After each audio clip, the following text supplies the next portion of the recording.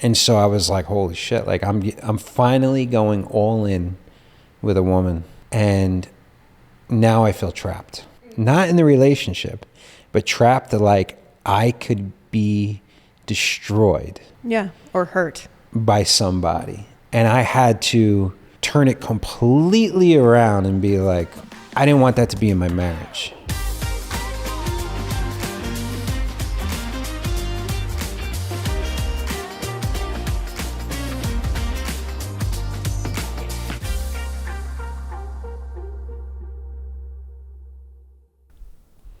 So today we're going to talk about something that potentially makes us very uncomfortable. Is that a nice way of saying that it makes me feel uncomfortable? Yes. I was hesitant to talk about this. Yeah. Here's the irony. I think I've always been territorial in my relationships, but not necessarily jealous. And how do you really define jealousy, right? Like, we're going to get into it, but I rarely, if ever, showed up in a way of not being good enough jealousy. Mm-hmm. And so when I'll never forget this, like finding the one and you being the one, exposed or agitated, let some things really come out that I had been hiding from a long time in my relationships. Mm-hmm. It unleashed some things. Exposed, for sure. And so I didn't realize that I always had an escape route in relationships, whether it be a girl on my phone or like a list, not that I consciously was making, but like, oh, if it doesn't work out with her, there are other girls that I'd be interested in. Yeah, always kept your options open. And not in a player way, in a protecting way. Mm-hmm. You know, I'm always hesitant to bring up my mother because I don't want to make her feel like she did anything wrong. But because of the relationship I had with her, because my parents were divorced so early, because I spent more time with my dad and she moved away, I had some abandonment issues. I had some issues with women that I didn't really realize that were there. Mm-hmm. And when I knew you were the one and I had no more excuses or ways out, I almost sabotaged it. Didn't realize I was doing that. Had that infamous walk with my father where I was like, I don't want to screw this up. And he's like, well, don't, right? And I was like, you want to be my girl? That infamous fight at, the casino that we talked about on another episode of me being like, screw this, she wants to dance with someone else, I'm out, right? And so I'll never forget, like, not even just being engaged, but after we were married. And I'd done this before. I'd gotten rid of every single girl on my phone. And that was a wild experience. It wasn't necessarily getting rid of the girls, but it was like, there's no escape route here. And I remember we got in our first major argument after we were married and we were living together. And I was like, I can't run. Mm-hmm.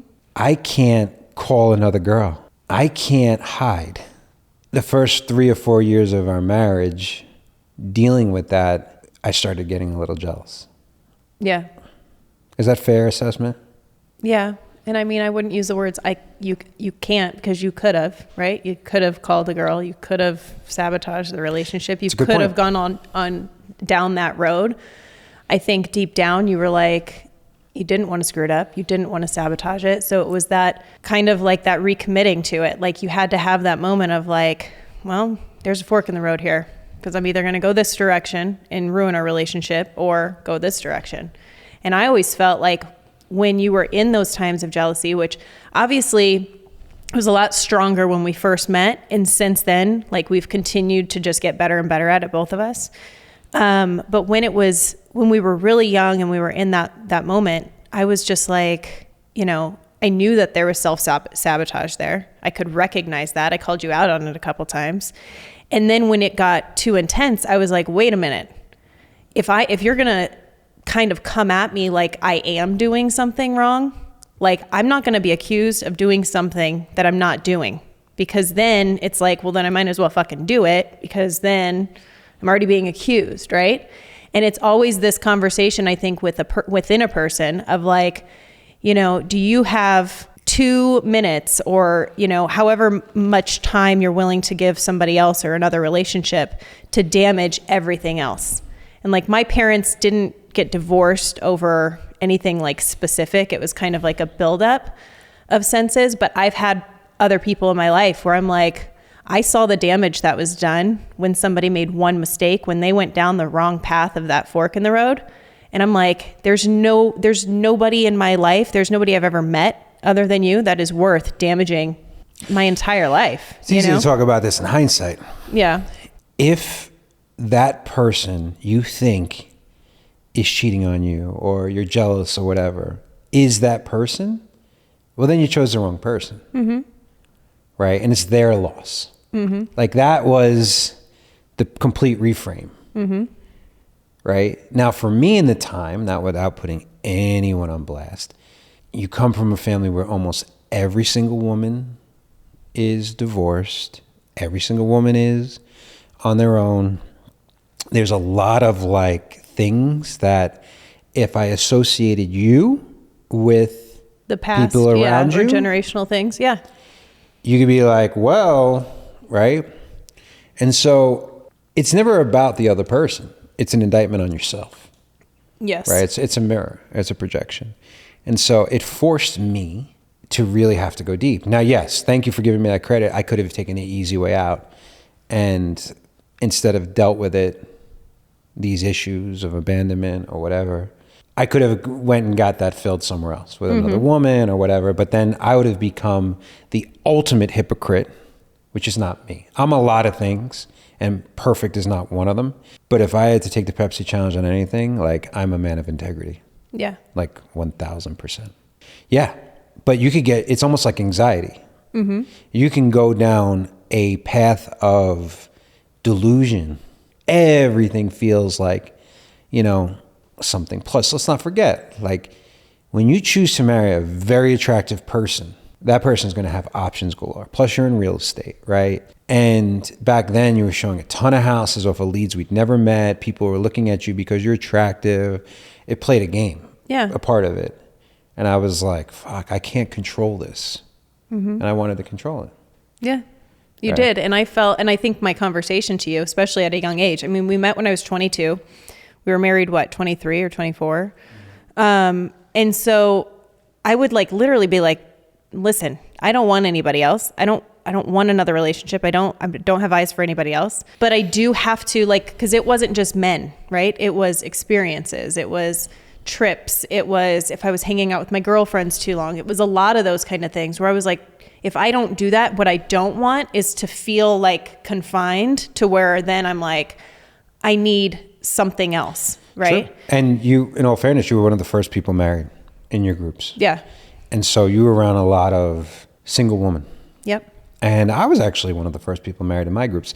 And when we met, I was spending a lot of time at video poker bars. I was dating a lot of bartenders, you know, a lot of the stereotypical, very pretty, but like wild, right? I was also, I was not a big strip club guy, but if my single friends were like, let's go to a strip club, I go to a strip club. When we got together, I shut off a whole part of me. So in my brain, I'm like, wait a minute, I'm not putting myself in any of these positions. And here you're putting yourself in that position. I'm like, ugh. And then I remember there would be times where we'd both go out with other people and I would pull this shit, and it's probably mean. If I thought I was going to beat you home and I was going to be home while you weren't home, I'd go back out. Yeah. That's how psycho I am. Yeah. Like, no, well then fuck it. I'll go out. And like, and not that I just didn't want to be like, I had this feeling of like, I don't want to be that bitch waiting for his wife to come home from partying and drunk and dancing while I'm taking care of the kids or I'm taking care of myself. Like, like I wasn't secure enough in who I was. Yeah. Well, and that's the interesting thing is I think jealousy, it doesn't necessarily have to be about another person or another, you know, somebody cheating on you. Like, that's not what it necessarily means. It could be the feeling of being completely left behind. You're saying jealousy of like someone succeeding at something. And or having a friend group to go to, 100%. Or when you were the president of the association, that's when my jealousy came up the most in a relationship. Because I was traveling a lot. Because you were traveling and I was the one home stuck with the kids. And I was like, oh, that's really cool that you get to go to dinner and then fucking hang out with everybody for as long as you freaking want to, and then get to go back to a hotel for weekends throughout the year. And I'm sitting here twiddling my thumbs, taking care of 2 kids that won't fucking go to sleep. You know what I mean? And in all fairness, in a situation where the amount of cheating going on. Oh yeah, you were seeing it, and I was hearing it, and I knew it was happening. I got put into a couple of interesting situations that, thank God, I did not. Yeah, because I would say that I have I have been cheated on in the past in relationships. So you would think that I would have and I have not. At least I haven't. I don't know of. Right. And you would say, I mean, let's just agree to agree here. But you would say that you're the more jealous person in our relationship. I'm the more secure attached as far as like trusting you, things like that. It's not that I'm more jealous. It's just I know men. Okay, but and men are gonna, and you're very attractive, so you agree girl. With me? Not necessarily. Like I just like if we gave each other, which I'd have no problem with, each other's phones. Mm-hmm. I guarantee in your DMs there's shit all over the place that you never tell me about. There's not. You're telling me there's not just guys like... Every once in a while, like on TikTok or something, and it's like fat, disgusting men that are like, ooh, you're so hot, or whatever. I mean, I remember a time when I picked up the phone for you, and you could hear a guy most likely masturbating on the other side. That definitely happens, yes. Right? Because my phone is on... My phone number is plastered all over the place because I'm in real estate, yes. That is... a situation. Like even when I got mad when you went on that trip, like you guys all hung out with guys in Nashville. This was like the trip with like your friends from back home, and there was a guy reaching out to you on Facebook. Like I know how guys are. Yeah. Women are not as aggressive when it comes to that stuff. I mean, I know some women that are pretty dang aggressive. I think it comes in a different way. The times where I've gotten the most like agitated or jealous was when women disrespected our relationship. Yeah. Right? It wasn't about like, oh my God, Dave's so hot or whatever. They felt comfortable enough to not hold you in respect and feel like they had a special relationship with me. Right. Yeah. And if you look at the amount of time that you spend with women, agents included and business people in that world, like I'm very secure in as I don't believe that you would cheat because I think that your integrity is more important even than our relationship. That's the crazy thing. It is because I'm like, the girls have been like, well, that's weird. Why is that girl talking to daddy? Or why would he go to lunch with her or whatever? And I'm like, listen, he wouldn't do it to himself for one, to you guys for two. And for me, like I would probably be third on the list because you're all there. My integrity is more important. Yeah. Even than the kids. Yeah. Because I have nothing. Yeah. Yeah. And so I don't have that worry. In fact, like this is a total spin, but like I've gotten to the point of like not even being jealous, but like it's almost like a turn on for me when girls are attracted to you because I'm like, yeah, that is my husband. And well, you can't I think have that's him, a and great, he is mine. Of course. That's the healthy jealousy. Yeah. Right. You're also, I could say that the more secure you are with yourself. Yeah. The more healthy a jealousy could be. The healthier and the more secure you are with yourself, the more secure you are in a relationship. Yeah. 100%. I think that's why in relationships, the jealousy comes from, the guy that I was trying to help out had a horrible relationship with his mother. His mother cheated on him or not on him, on his dad. Like it's not like it was rocket science where this was coming from. Mm-hmm. Yeah. Right? It typically, I mean, if you look deep enough, it normally is coming from some type of neglect or abandonment issues and things like that people had when they were a kid. And it's a form of anxiety, right? Like you're thinking up things that aren't even true in most cases. And yes, sometimes they are true and those are bigger problems. But I feel like most jealousy on the surface level is things that are just being made up, or you're creating these stories in your head and projecting them on the other person, which is causing more damage to the relationship. But you can't go the other way either, right? And the other way would be, well, let's screw it. Yeah. I'm not going to go all in. I'll just protect. And I think you would be more likely to handle it that way than me. totally. Disassociation would be my thing, or avoidance. Yep. Yeah. And then the walls come up, and then like, I won't put myself in a position where I could be hurt as much. And I've done that. That's right back to the attachment styles, right? Yep. And I didn't want that to be in my marriage. And so I was like, holy shit, like I'm finally going all in with a woman. And now I feel trapped. Mm-hmm. Not in the relationship, but trapped that like I could be destroyed. Yeah, or hurt. By somebody. And I had to turn it completely around and be like, well, that person would destroy that, or you would destroy yourself by ruining it. And listen, like I would have to turn around and be like, good luck, you know, if that's what you want to be for your girls, or, you know what I mean? Or like, well, you just lost the best man you'll ever find in your entire life. But saying that and believing that they have to be in alignment. Mm-hmm. Yeah. And we've talked about in the past that like if one person cheats, I believe there's two people in it, that the person who was cheated on dropped the ball somewhere as well. Yeah, in some case. I mean, I think it's such a case-by-case basis, because you have some people that are just going to cheat, you know? I 100% agree. But I do believe that these are not absolutes or black and white. Mm-hmm. I just saw the video of you saying what's most attractive about a man, right? Helping women rise up and then being bold in his actions. And if I'm showing up at the level 10 version of me, I believe the likelihood of me being cheated on because of that goes down. Yeah. Or if you were, you would be able to handle it better because you were like secure in yourself. Exactly. Yeah. And so what I'm saying is like, you could put yourself in a position where, and I gotta be careful there too. I remember like I was so on point, I started weaponizing it against everybody. Like, whoa, like I got my shit together, you should too. That isn't right either, right? But I think to your point, like one of the most attractive things and the way that I feel the most connected to you is when you do trust me, when you have that like, babe, you need to go on a girls trip, or you need to do this, or you need to do that. And you support me in those decisions, because it's not just the trust, but it's like the ability to feel like, okay, I'm not like, I have some autonomy in this relationship, you know, and feeling supported in that. I think it's huge. Like, you know, when you were traveling with YPO, like there were things that you guys were doing and experiences where I was like, damn, like that is something I would love to do. But I was like, no, he needs this time. He has this connection with these guys. Like this is good for him. And the support going back and forth, I think is huge, which we've worked on. We've had to work on so much because, you know, we work together. We literally are together all the time, more than I think 90% of couples because of our, you know, industry. But having that space to be like, oh, you can have friends. And most of the time I come back and I'm even like happier. Like I had a chance to miss you, you know? And listen, one of the things that triggered the hell out of me is how someone would be like, oh, you outkicked your coverage. Like you were this gorgeous woman that I should just be happy to have had. I'm lucky enough that you chose me. Yeah. Right. And my triggering would be like, oh, whoa, you don't know who you're talking to.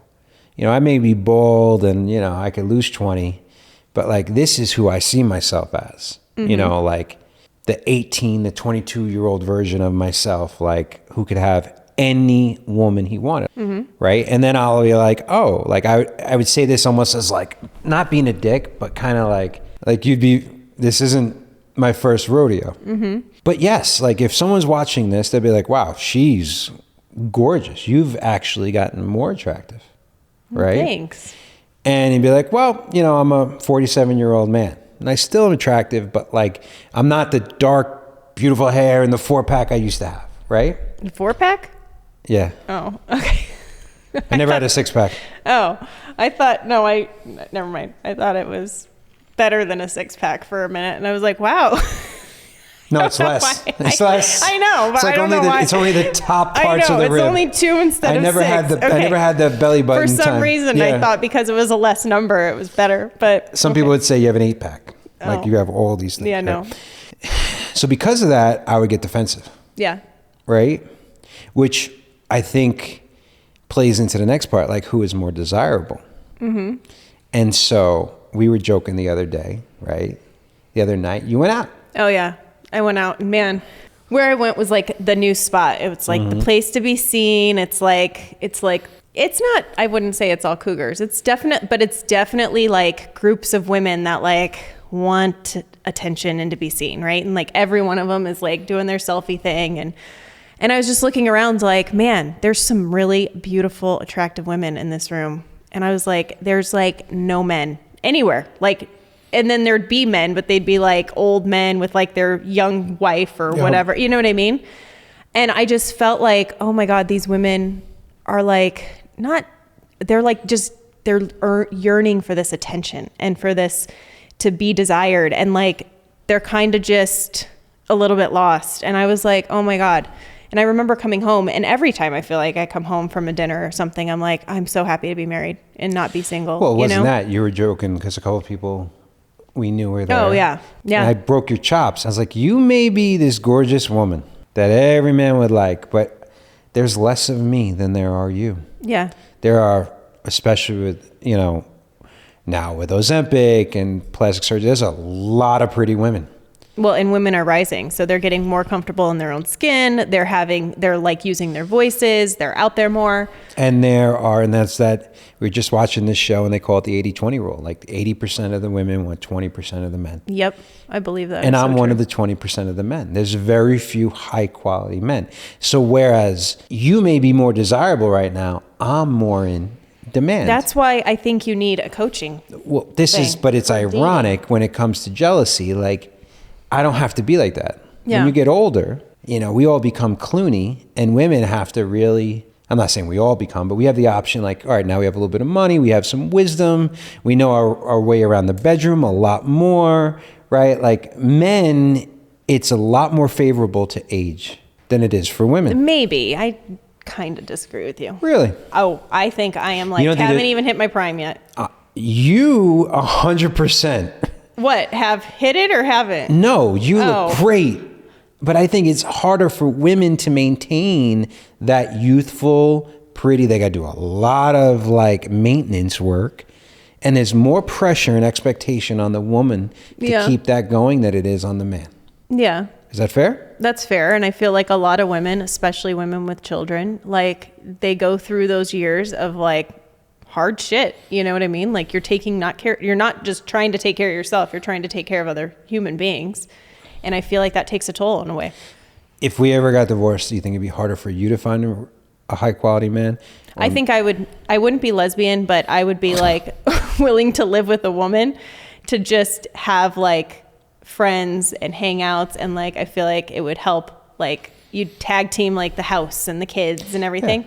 Yeah. And I joke with my friends, I'm like, if that never worked out with Dave, like, fuck it. I'd just live with a woman. Yeah. So with me though, and I've seen guys in like executive groups and whatever, they end up with a younger, prettier woman, right? Because they have money and, they usually get in shape, and that's usually what happens. Yeah, yes and no. I know plenty of men that divorced or cheated on their wives and they didn't upgrade. Perfect. I understand. Yeah. I'm more secure and confident now than I was when I was a really, really good looking, young. Well, and I think that comes with age for most people. Like, I think I am too. Like, and I think I haven't even like gotten close to hitting that point. But back to your original point, I think that there are many more women that are successful, beautiful, have their shit together as options, as in like the dating scene, than there are for women to find it, desirable. Like, I agree. We're saying the same thing. Yeah. But that also, for me, I felt like it evens the playing field. And what's the problem? And because I feel like I'm an elite man, whereas those 80% of women don't want to go in the other direction because they're competing for the 20% of men. Right. And then out of those 20% of men, how many of them are like, screw this, and just running through as many women as possible? And they've given up. Mm-hmm. So now how many of those men are four-dimensional? Mm-hmm. Right? They're driven in work. They want a strong woman. They want to put in the work with a strong woman. They want to be family. They want to do all the things. Mm-hmm. That makes it even more rare air. It always comes back to, I want you so bad, but I don't need you. And I said it so many times, I had to get really comfortable with this because I want to need you, right? Like, I want it to be like, there isn't a world that I want to experience that doesn't include you. Like, I want to have soul contract, soul connection, this soul marriage, right? 10-year marriage where I could see all of my dreams of the future and I can't envision it with anyone other than you. But at the same time, I can't bring this energy of, if you don't feel that way, then I can't envision a future without you. So it's like trying to carry both of these, like two things could be true at the same time. Yep. Meaning like, I want it to be you, but if you opt out or you're not that person, I'll figure it out. Yeah. And I think that's part of the beauty when we came up with this concept of the 10-year marriage. Like, if you look at our past conversations, discussions, arguments, whatever, we've done a lot of work around jealousy and about showing up for ourselves to be able to show up for each other. And so when we had this idea, like, I think that's why the light bulb went off. We were like, wait a minute, like, this is how we need to live our lives. This is how we need to continue to choose each other and not just need each other, but just want and desire each other. You know, because that's also where a lot of the jealousy comes in too. I think when we were having even choosing ourselves means choosing each other. Right. But in feeling the desirability, like, part of what we dealt with in the past with jealousy is like, you weren't feeling connected to me, or you weren't feeling desired by me. And so that like triggered that jealousy to come forth. You know what I mean? Like, it wasn't just me like hanging out or going on girls trips or whatever. It was like, you were also like, there was something broken between us where you weren't feeling that connection. You weren't feeling the desirability. And I think truly the reason why we did it is because I do have that avoidant, that shut down, that suppress. And you were like, we're going to have this conversation. And I fucking hated those conversations, but it was like, we had to have them to like get through the J curve.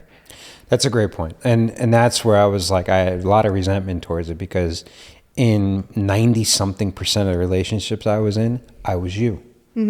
And I didn't have to like have conversations around desirability or sex or feelings because that was already being given to me. The woman in most relationships wanted to have sex with me all the time because they needed to be validated. They were going to tell me they love me all the time because they wanted to hear it back from me.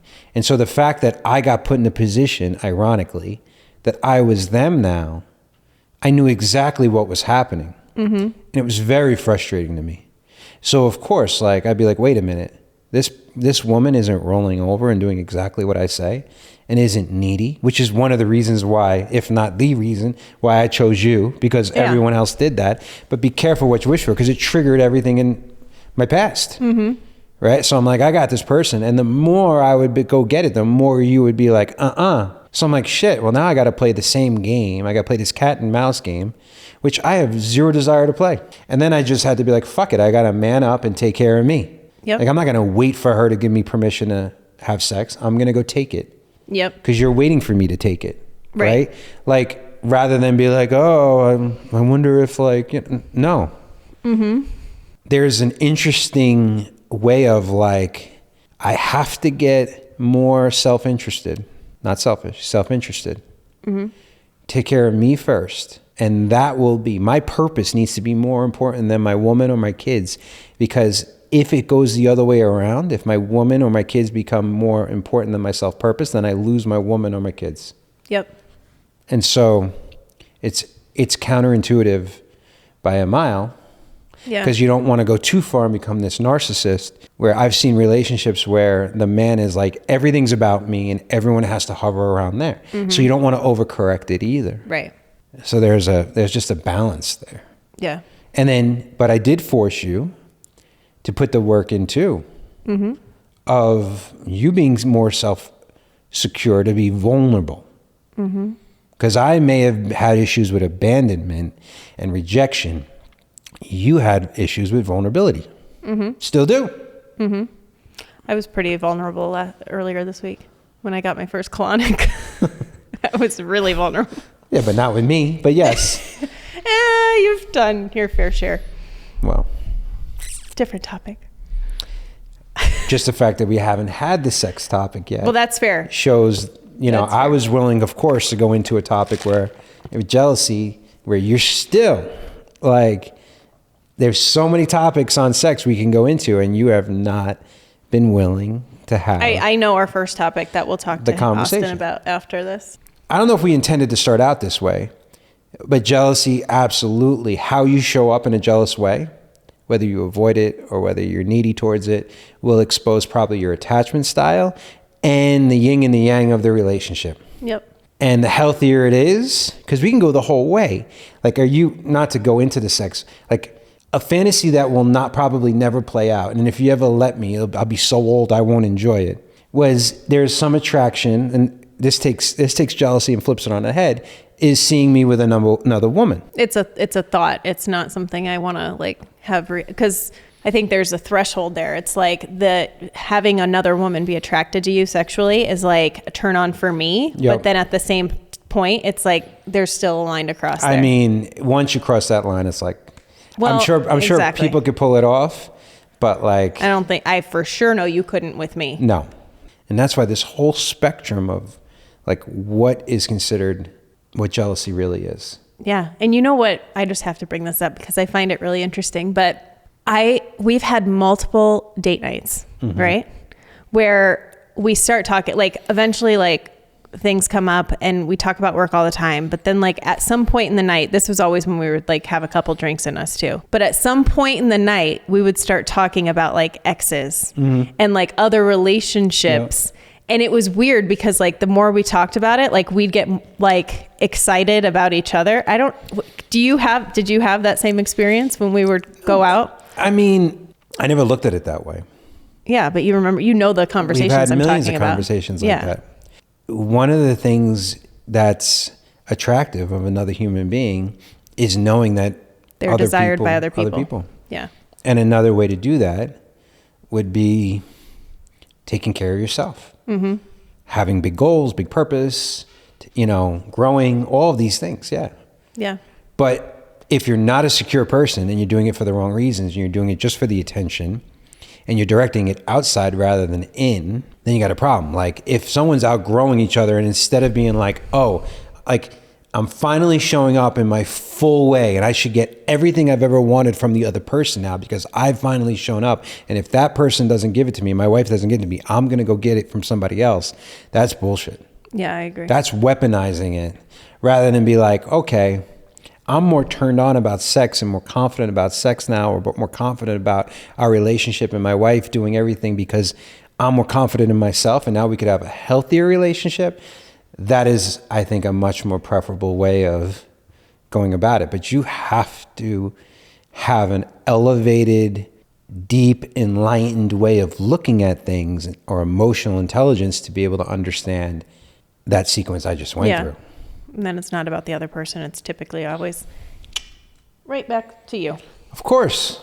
Like, who the hell are you? Like, all of a sudden you showed up when you haven't showed up for 10 years. Mm-hmm. And now you expect everyone to work around. Like, you still haven't put the work in. For the people who are like in it and they're jealous. Or the other they have a partner that's jealous.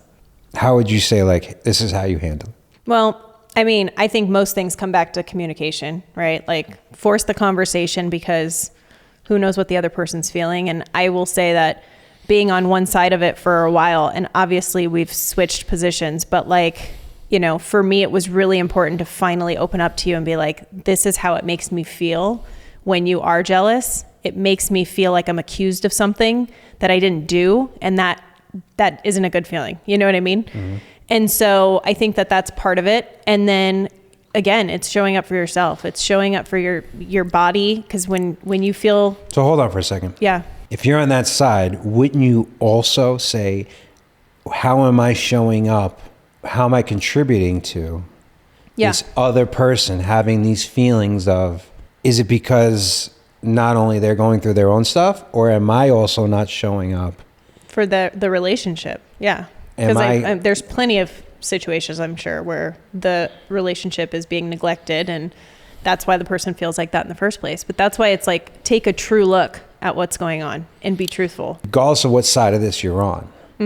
I would say to a man or a woman, be like, immediately recognize what you are seeking, you are lacking. Instead of like seeking validation and love from outside of you, start focusing it on yourself. Right. And give yourself that self-validation, self-love, and start showing up for yourself so you trust yourself, you have more self-respect, you have more rapport with yourself, and that will begin. Because then probably 99% of the time, the more you do that, you'll attract what you want. That's what I would tell someone if they're feeling it. Now, if I'm on the other side, I'd be like, am I too guarded? Am I pushing this person away? Am I contributing to any of this without taking too much responsibility? There were times where, like, if you had just shown, and this is where, like, you can go the negative feedback loop or the positive feedback loop. Because the more I pushed, the more you withdrew. Yep. Like, if you didn't withdraw, I may not have pushed as much. So if you would have led the relationship, I may not have escalated as much. If I didn't escalate it as much, you may not have withdrew. So it's like if both people show up. But even what I was saying, like the communication, for me, that was self-reflection. Like for me, I had to dig really fucking deep to have the conversation with you because I was scared of having the conversation with you and being like, wait a minute, I don't feel good in this place. Like, you know what I mean? For me, that was a way of showing up in a way that I hadn't in the past. And that was tough for me. That was like self-realization. That was like reflection. And that was a way for me to be like, wait a minute, like I do have boundaries. And I even went to a therapist at one point and was like, I feel like I am being confined. And even though like not physically, but like emotionally, I felt like I was like I'm not doing anything. And yet here I feel like I am because I'm being accused of it. And the therapist at that point, she said, how have you handled these situations in the past? And I was like, I don't know. Like, she's like, have you always asked him have you asked for permission to go on girls' nights? Or have you asked permission to go on girls' trips? And I was like, well, yeah. And she's like, well, you've created this. You set those boundaries at where you felt comfortable in that position. And now you have to change the boundaries. You have to open up the boundaries. You have to have the conversation. You have to open communication. And I was like, that's not easy for me to do. And that was a point of like being like, all right, I have to take responsibility. And if I don't open up in this, like there's no reason he should feel like this because I'm not even being truthful. He doesn't even necessarily know that I'm feeling like this. And so that was a turning point in our relationship where I was like, wait a minute. And the way that you responded to it was beautiful because you agreed with me. You were like, you're right. Like, I didn't look at it like that. You're like, you should have time with your girlfriends and you shouldn't feel guilty and you shouldn't feel like that. Yeah, exactly. And so that really opened up this portal of like healing for us to go through because it was like, wow, he does understand. He does support me. He does love me. And yes, there are going to be these feelings that come up, but if we can work on them together, like we can get places. One of the reasons why I was almost fighting for it because you were so closed off, and I felt like any normal person in my brain, if they're that closed off and not showing up emotionally in the relationship, they must be getting it somewhere else. Right. Because I feel like, and I didn't realize this till right now, that I probably would have stepped out of the relationship or cheated if, and this is how it happens. Yeah. Because I wasn't getting what I wanted from you. So the fact that I kept pushing, going, you must be cheating because I'm going to cheat. Yeah. You get what I'm saying? It was a projection of how you were feeling. I never realized that till right now. Yep. Like I have all these women around me who are like, come please. Yep. You know what I mean? And I'm like, I'm not getting it from the woman that I'm sharing a bed with because she's so closed off. So I'm going to fight for her and force her and project onto her. Because if I don't, then I'm probably going to go cheat. Because I'm not getting my needs met. And I didn't realize that till right now. I was fighting for it and thinking that you were going to cheat because I was going to cheat. Interesting. And I didn't want to be that guy. No, I know. And that's probably why it escalated to the point where you were so angry because you were like, you're forcing me to think like this. Yeah. You know what I mean? And yet we were both in our heads. Yes. And we were both like feeling these things and neither one of us were able to even fucking communicate the message because you weren't communicating it clear. Actually, you did actually probably say that at one point in time. That, you think I did? Oh yeah. I remember a couple times like, you know, you must be getting it from somewhere else or you've said a couple times, like, if I'm closed off, like, why wouldn't I? Like, there's all these other women, you know what I mean? Like, almost just waking me up, shaking me out of it. But that's a big realization. It really is. This could destroy a lot of marriages. I think it has destroyed a lot of marriages. Yeah. I don't know why. I think it's a combination maybe of like how strongly I feel about you, but also how much I wanted to make this work. Mm-hmm. But I wonder if you weren't the right one, if I would have fought so hard for this to make it work. We both come from divorce situations, right? So like we can break that or make sure it's not out. But I don't know, inside of the moment, I don't think that my desire not to be divorced is stronger than my desire to have a relationship that I'm willing to continue. There's the answer. That's the number one thing. I'm willing to go to war for the relationship that I want and lose it all over and over and over again. Right. Which is what the 10-year marriage is. Willing to risk it all over and over and over again to have the marriage and the relationship with you. That's exactly what the 10-year marriage is. The ability to burn off and kill the previous great version of your marriage that you had in order to access the better one, the next level of it. Yep. If you're being jealous, it's a gift that a conversation needs to be had and that you're going to have to work on yourself. But not that it's only your problem. You should still be communicating. But if you're going to communicate and ask that other person, like, hey, how come you're not showing up? Or I would like this or that. You better come to that conversation with a willingness to do what you're asking for, to do it first for yourself and then for that other person.